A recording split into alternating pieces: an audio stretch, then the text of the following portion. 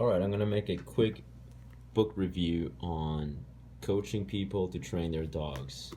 So, this is a pretty hefty book, actually.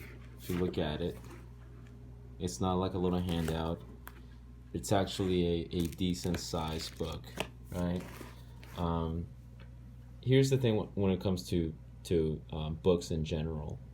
This is specifically the case when it comes to dog training books. And this is just a personal bias. This is my personal opinion. Every single time that I see a book and the cover looks kind of cartoonish, my initial thought, my initial reaction is to dismiss the book. I know it's not right, and I know it's stupid. It's just personal, subconscious bias, but it's just kind of how it is. So the reason I'm telling you this is not to tell you that the book is stupid. It's just that this to me takes a lot of any sort of cartoonish cover to me makes the book a little bit less desirable to read, I guess, in a subconscious level. Right. The title itself sounds nice, right? Coaching people to train their dogs. But the reason I'm telling you this is just because it took me a little bit of time to actually read this book, right? I saw the book. We have it at work. We got a bunch of these, and this is my personal copy, and it just kind of sat there for a while. And in reality, once I decided I'm going to read the book, it's actually a nice book. It's got a lot of good information on it. This is the second edition. I have not read the first edition, so I'm not sure how it compares. I'm sure it has a lot more info. But it does touch on a lot of these other things. Like, it does talk a lot about ethology and learning theory. It actually goes into a lot of detail on body language and then additional stuff. So if you kind of crack the book open a little bit, it talks about displacement behavior, stress signals.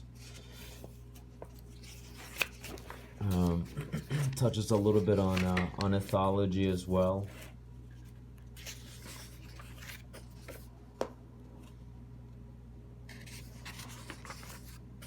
This is like by far probably one of my favorite pages on the whole book, because it does talk a little bit more in depth into the displacement behaviors, cutoff signals, common signals, and the difference between all of them. So the author did a really good job at gathering a lot of information.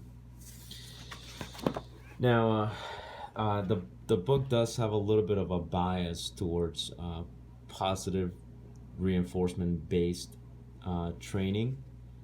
So you will see that throughout the book, which is not a huge deal to me. I see that from time to time. I see that a lot actually with some authors, and it doesn't matter as long as you can filter past that.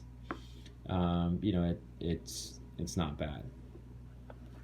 Now, when I first saw this book, I was like, dang, it's got a lot of info on coaching people to train their dogs. And the reality is the actual part on coaching people to train their dogs, it's really an